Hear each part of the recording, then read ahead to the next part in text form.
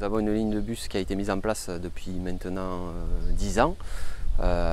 L'été, on rallonge le parcours habituel qui existe toute l'année jusqu'à la plage de Piémançon pour permettre à la fois aux habitants d'Arles, aux touristes et aussi aux habitants de Salins de pouvoir se rendre à la plage en bus.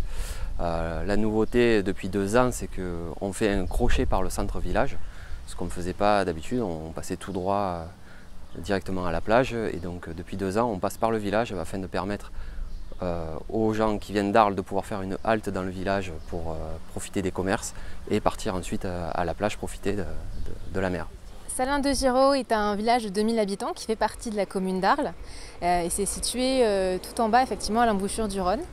C'est un village qui est magnifique, qui est dans une réserve protégée dans la Camargue. Il y a différents lieux pour pouvoir visiter ça, notamment le domaine de la Palissade. Vous avez également les plages de Piémançon et Bauduc qui sont des plages préservées et qui sont particulièrement adorées par les habitants et par un périmètre large de Marseillais notamment, Avignonnais, voilà, qui viennent se ressourcer.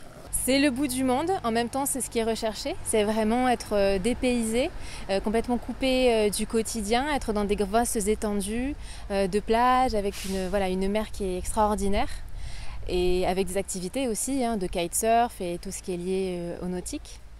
Et c'est vrai que c'est un lieu de destination vacances absolument exceptionnel. Les campeurs ont l'avantage de pouvoir prendre le bus toute la journée, de partir à la plage avec juste leur petit sac. Nous, notre principe, c'était de faire un terrain de camping où les gens n'utiliseraient le moins possible leur véhicule. Alors, donc on est ravis d'avoir cet arrêt de bus juste devant l'entrée du camping, ce qui nous permet d'avoir des navettes qui se vont très très bien vers la plage de Piémançon.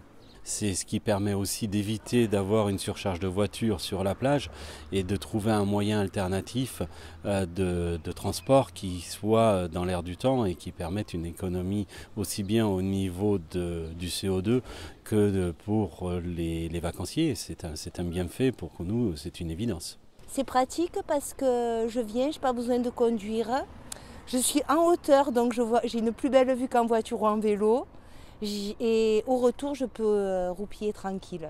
Et je rajoute que 1 € aller, 1 € retour, franchement, en voiture, ça ne vaut pas le coup. Voilà. Il ne faut pas trop que ça se sache pour que la plage reste déserte. Et rien que pour les initiés.